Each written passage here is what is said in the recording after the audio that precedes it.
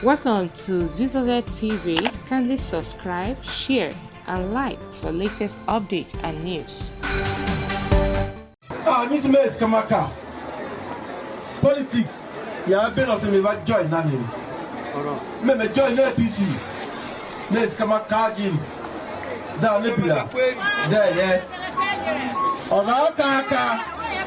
On Oshami. Ahmed Usman Ododo. Not join APC. I don't know that. APC want me to join. Agui Ayabelu. Kasim. And I was the dam. And I'm the World Party chairman. Honor him in the Doka Akifia Plus, I've been the governor. Every man, Mimikin Agasa, Samuel Kaneme, Imka Quete, 1 hour 10 days. You give it a network. Engineer here, go ahead. Don't even. And you hear cool. I like your shade. Or the second lesson. Engineer to her, do you go to the end? On our car, can you deputy governor? Every listen. I'm a deputy governor of public days. Don't you mean? Don't call me deputy governor, Pahinta. Oh, Morio Shon, who knows or no? You know, going any. In the governor on our end, and governor no air, yo. We are going to tell me, you know, look at a bad day to do whatever happened. The Mika, man, who are Pogoro. Now, like I said, the governor. The Mila, Babuja, Dog, no, Abuja, the Mesa, Ya Bellu. You don't know, fair plus, young. Because my son, fail and you fail. This is our decision. The government took a register as a party registered member. And we are allowed to share only to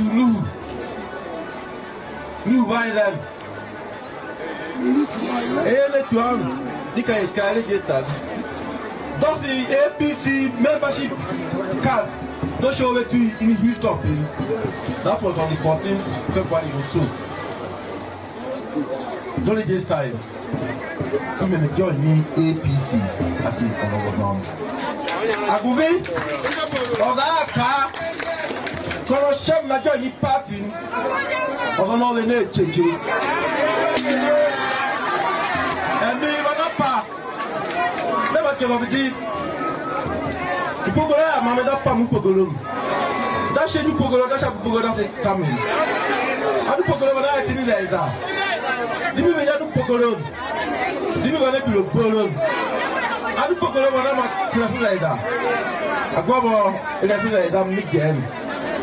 Utano to me, you don't know how it can. You have to be a bill. Is all me again. Utano like to man. Marty is to Hilton.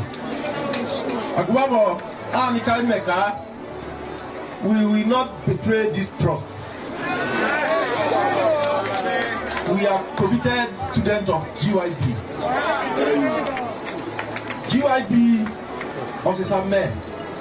And like a baby, when I look at Washington, I go make a cry at a point, and you go here to put up on there.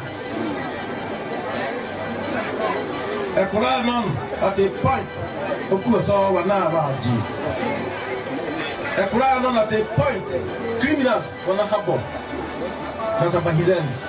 Yakubu Yavadi. Like Yabu Bebe. Don't wait till you know. Ah, we didn't say I have wet there. I'm there another. Hey, I really good. That giving me a wet there. Ajin. A water.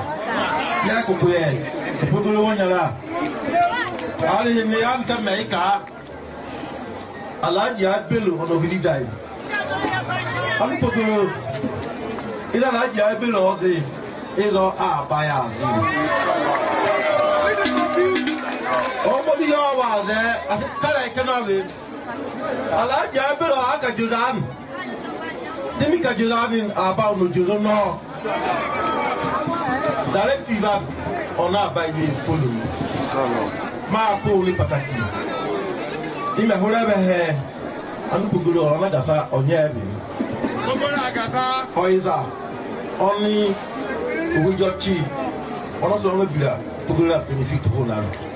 Oiza normally Chihagasa Pugula benefit Honan. Oiza normally Chetu Stabila Pugula benefit Honan. Oiza normally Chetani Kogi Pugula benefit Honan. Aguamo on Pugulu, we are with His Excellency at all times.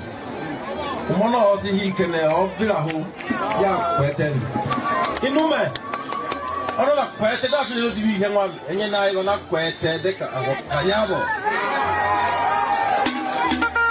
babo asala hola ile yes orara him dipe mi ka ari him ase oro ga oku mi ka ha di ka do